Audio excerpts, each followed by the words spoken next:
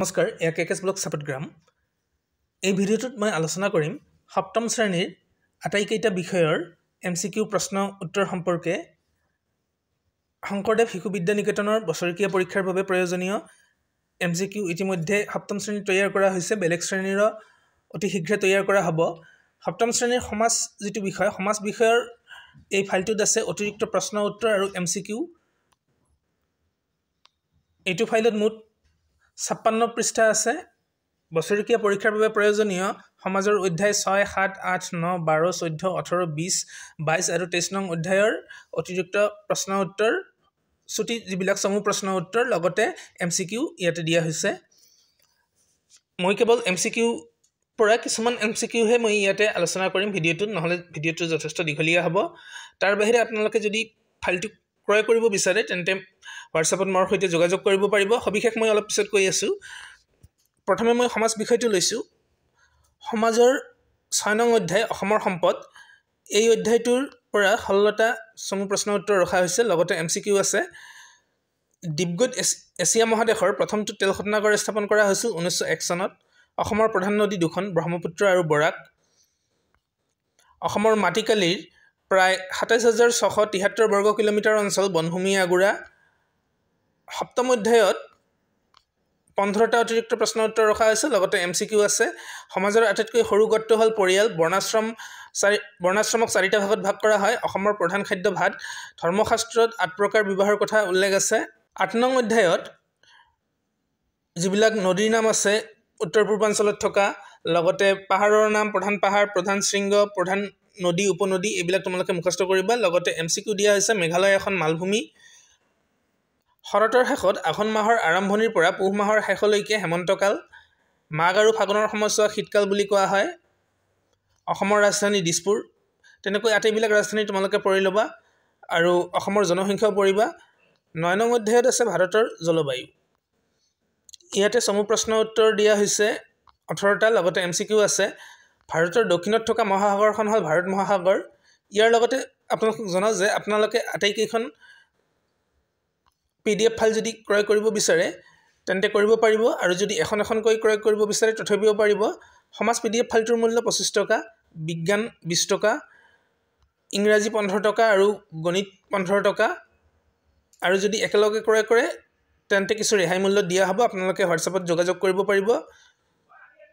এইবাৰ ইয়াতে মই আপোনালোকক কেৱল স্ক্ৰীণত ইয়াতে দেখুৱাই আছোঁ। আটাইবিলাক পঢ়ি শুনোৱাটো সম্ভৱ নহয়, কিছুমান মই পঢ়ি শুনাইও আছোঁ। ক্ৰান্তীয় চাভানা জলবায়ু অঞ্চলৰ শীতকালত উষ্ণতা হয় 18 ডিগ্ৰী চেলচিয়াছ। ইয়াতে মই স্ক্ৰীণত দেখুওৱাৰ লগতে আৰু কিছু কথাও আলোচনা কৰিম, লগতে কিছুমান পঢ়ি শুনোৱাম। 12 নং অধ্যায় গুপ্ত সাম্ৰাজ্যৰ উত্থান, এই অধ্যায়টোত 17টা চমু প্ৰশ্ন উত্তৰ দিয়া হৈছে, লগতে MCQ আছে। এইখিনিতে আপোনালোকক জনাওঁ যে ভিডিঅ'টো যিহেতু ইউটিউবৰ আকাৰত বনাবলগীয়া হয় আৰু মই PDF ফাইলটো ইয়াতে পঢ়ি আছোঁ, সেয়ে মোৰ কথাৰ লগত ভিডিঅ'টো অলপ তাৰতম্য ঘটিব পাৰে প্ৰশ্নৰ লগত। গুপ্ত যুগৰ আটাইতকৈ প্ৰখ্যাত কবি আৰু নাট্যকাৰ আছিল কালিদাস। ফাহিয়ানে ভাৰতবৰ্ষত প্ৰায় 12 বছৰ কটাইছিল। গুপ্ত বংশৰ প্ৰথম ৰজা আছিল শ্ৰীগুপ্ত। শ্ৰীগুপ্তৰ পুত্ৰৰ নাম আছিল ঘটোৎকচ। সোণৰ মোহৰ মৰাইছিল মুদ্ৰাবিলাকত প্ৰথম চন্দ্ৰগুপ্তই। 14 নং পাঠৰ 6টা চমু প্ৰশ্ন উত্তৰ দিয়া হৈছে আৰু 18 নং পাঠৰ 13টা চমু প্ৰশ্ন উত্তৰ, লগতে MCQ আছে। নিৰ্বাচন 2 প্ৰকাৰ। আঞ্চলিক দলে কিহত গুৰুত্ব দিয়ে? আঞ্চলিক স্বাৰ্থ পূৰণত। ভাৰতৰ ৰাষ্ট্ৰপতি আৰু উপৰাষ্ট্ৰপতি পৰোক্ষ পদ্ধতিৰে নিৰ্বাচন কৰা হয়। ভোটদান যন্ত্ৰত বেলট ইউনিটত কি লগোৱা থাকে? বেলট পত্ৰ। কংগ্ৰেছ দলৰ প্ৰতীক চিহ্ন হ'ল হাত, বিজেপিৰ পদুম ফুল। 20 নং অধ্যায়ৰ চমু প্ৰশ্ন উত্তৰ ইয়াত 13টা আছে আৰু MCQৰ ভিতৰত আছে অসমৰ মাটি চাহ খেতিৰ বাবে উপযোগী। আপোনালোকে ভিডিঅ'টো স্কিপ কৰি যদি চায় তেন্তে আৰু কিছু প্ৰশ্ন আপোনালোকে নিজে উলিয়াই ল'ব পাৰিব।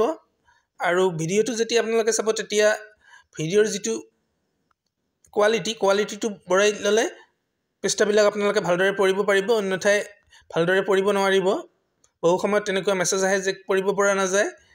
আচলতে ভিডিঅ' কোৱালিটি ছেটিংছত কমাই থোৱা থাকিলে তেনেকুৱা হয়। বিনিময় প্ৰথা বজাৰ ব্যৱস্থাৰ এটি পুৰণি ৰূপ। জোনবিল মেলা অনুষ্ঠিত হয় মাঘ বিহুৰ পাছত। বস্তুৰ সলনি বস্তু বিনিময় কৰা প্ৰথাটো হ'ল বিনিময় প্ৰথা আৰু এই পৰম্পৰা তিৱা জনগোষ্ঠীৰ মাজত প্ৰচলিত। গুৱাহাটীৰ বেলতলা বজাৰ বহে বৃহস্পতিবাৰ আৰু দেওবাৰে।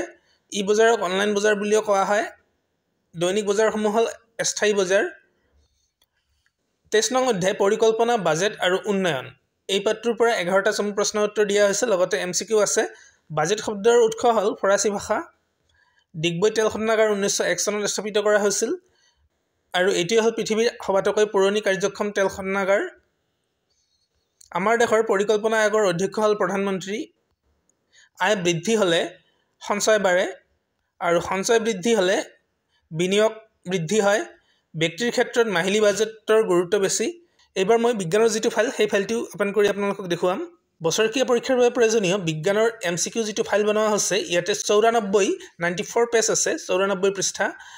বিজ্ঞান লাগিব তোমালোকক 2, 5, 13, 6, 7, 8, 10, 11, 12, 14, 15 আৰু 16 নং অধ্যায়। মানুহৰ দাঁতৰ সংখ্যা 32টা। এপাৰিত 16টা দাঁত থাকে।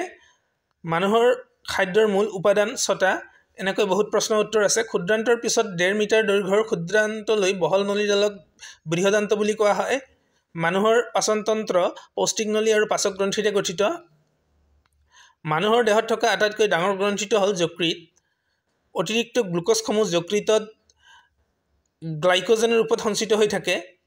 MCQ বিলাকত আপোনালোকে 4টাকৈ প্ৰশ্ন পাব আৰু লগতে উত্তৰো পাব। আৰু ভিডিঅ'ত মই প্ৰশ্নবিলাক পঢ়ি নুশুনাওঁ। অগ্নাশয় ৰসত ট্ৰিপচিন নামৰ এনজাইম থাকে। মানুহৰ পাকস্থলীত থকা অম্লবিধৰ নাম হ'ল হাইড্ৰক্লৰিক। নীলা লিটমাছৰ ৰং হালধীয়া হয়। পিত্তৰস যকৃতৰ সৃষ্টি হয়। হাইড্ৰক্লৰিকত এচিড থাকে। ছ'ডা এবিধ ক্ষাৰক। পটাছিয়াম আৰু ছ'ডিয়ামত হাইড্ৰক্সাইড থাকে। ক্ষাৰকবোৰ দ্ৰৱত নীলা ৰং দেখুৱায়। অম্লৰ সোৱাদ টেঙা।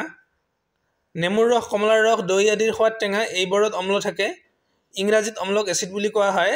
এচিড শব্দটো লেটিন ভাষাৰ পৰা আহিছে। গাখীৰত থকা অম্লবিধৰ নাম হ'ল লেক্টিক এচিড।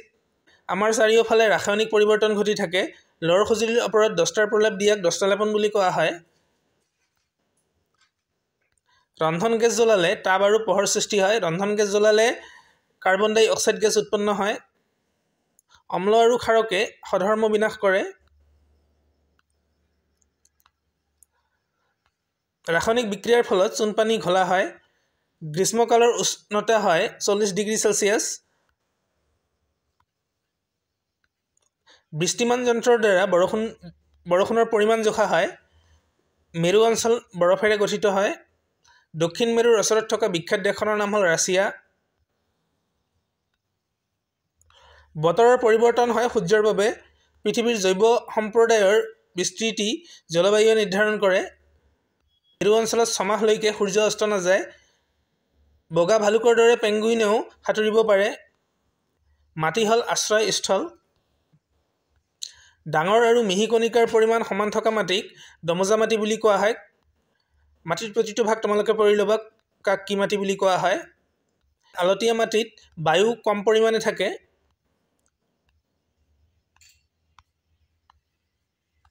ৰক্তবাহী নলী হয় 2 প্ৰকাৰৰ। বৃক্কৰ কাৰ্যকৰী একক হ'ল ৰেচন নলিকা। PDF ফাইলটো যথেষ্ট দীঘলীয়া, 94 পেজ, বহুত প্ৰশ্ন আছে। এয়া 120 নং প্ৰশ্ন। কাৰ ফলত তেজ দেহত অবিৰতভাৱে চলাচল কৰি থাকে? হৃদযন্ত্ৰৰ ফলত।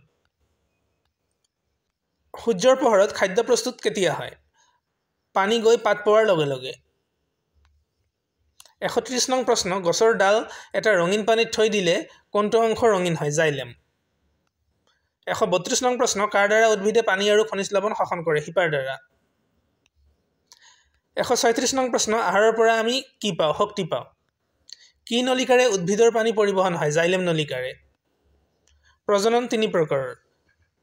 বংশবৃদ্ধি কৰা প্ৰক্ৰিয়াটোক প্ৰজনন বুলি কোৱা হয়। স্ত্ৰীকেশৰক 3টা ভাগত ভাগ কৰিব পাৰি। গৰ্ভাশয়ৰ ভিতৰত এটা বা ততোধিক ডিম্বক থাকে। মাটিৰ তলত থকা কাণ্ডক মৃদকতা বোলে। কিহৰ দ্বাৰা হোৱা বংশবৃদ্ধিক অযৌন প্ৰজনন বুলি কোৱা হয়? ৰেণুৰ দ্বাৰা।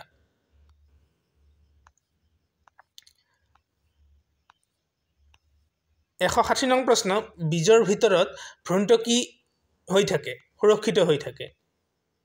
ক দুই প্ৰকাৰৰ দুয়োফালে তাৰৰ মুক্ত অংশ লগ লাগিলে কিহৰ সৃষ্টি হয় স্ফুলিংগৰ। পোহৰৰ প্ৰাকৃতিক উৎস হ'ল সূৰ্য।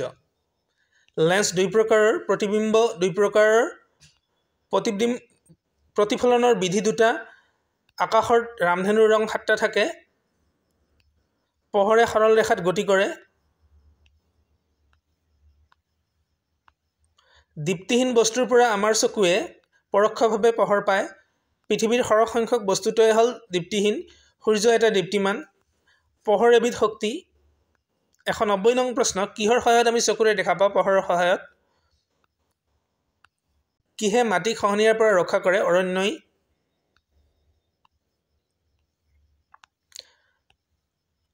অৰণ্যৰ ওচৰৰ গাঁওসমূহৰ বতৰ বৰ মনোৰম হৈ থাকে আৰু 204 নং প্ৰশ্ন ইয়াতে 204টা প্ৰশ্ন আছে 204 নং প্ৰশ্ন অৰণ্যত বাস কৰা লোকসকলে কাৰ ওপৰত নিৰ্ভৰশীল অৰণ্যৰ ওপৰত এইবাৰ আহিছো মই ইংৰাজী MCQ খনলৈ ইংৰাজীৰ PDF ফাইলটোত 24 পৃষ্ঠা আছে বছৰকীয়া পৰীক্ষাৰ বাবে ইংৰাজীৰ লেসন লাগিব ক্লাস 7ৰ পাৰ্ট 1ৰ 2 3 4 10 11 12 13 14 আৰু 17 আৰু পাৰ্ট 2ৰ 4 6 9 আৰু পাৰ্ট 3ৰ 4 5 6 ইংৰাজী বিষয়ৰ আটাইকেইটা পৃষ্ঠা শৰ্ট ভিডিঅ' বনাই দিয়া হৈছে ইয়াৰ আগৰ যেটো ভিডিঅ' অৰ্থাৎ শৰ্ট ভিডিঅ' যেটো দিয়া হৈছিল সেই ভিডিঅ'টোত ইংৰাজী প্ৰশ্ন উত্তৰবিলাক আপোনালোকে পাব বছৰকীয়া পৰীক্ষাৰ বাবে গণিত লাগিব লেসন 3 4 7 8 10 11 12 13 and 15 এটা তথ্যৰ ৰাশিবোৰৰ যোগফলক মুঠ ৰাশিৰ সংখ্যাৰে হৰণ কৰি পোৱা মানটোৱে হ'ল আংশিক গড় বা মাধ্য 12% দশমিক ভগ্নাংশত প্ৰকাশ কৰিলে উত্তৰ হ'ব 0.12 0.6% শতাংশত প্ৰকাশ কৰিলে উত্তৰ হ'ব 60% এদিনৰ 6 ঘণ্টা শতাংশত প্ৰকাশ কৰিলে উত্তৰ হ'ব 25% বৰ্গৰ পৰিসীমা 4 * বাহুৰ দিশ বৰ্গৰ কালি বাহু * বাহু বৃত্তৰ কালি পাই r স্কয়াৰ কিতাপত পৰিমিতি পাঠৰ যিবিলাক সূত্ৰ আছে সেইবিলাক পঢ়ি লবা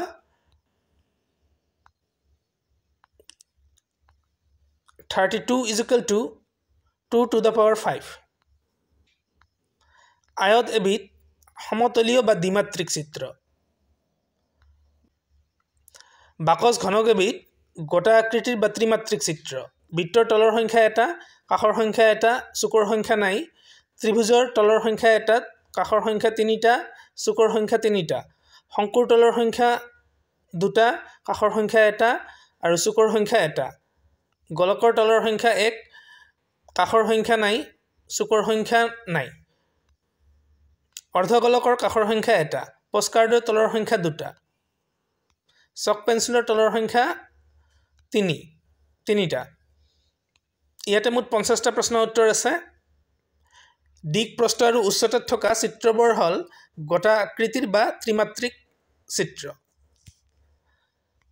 আকৌ এবাৰ কৈছো গণিতৰ যেটো PDF ফাইল এটোৰ মূল্য 15 টকা ইংৰাজী 15 টকা বিজ্ঞান 20 টকা আৰু সমাজ 25 টকা আৰু একেলগে যদি আপোনালোকে লয় তেতিয়া হলে কিছু কম মূল্যত লাভ কৰিব সবিশেষ জানিবলৈ হোৱাটছএপত মেছেজ পঠিয়াব পাৰে আৰু স্ক্ৰিনত হোৱাটছএপৰ নম্বৰটো দি দিলু তো ভিডিওটো এইখিনি পৰৱৰ্তী ভিডিওত আকৌ লগ পাম ধন্যবাদ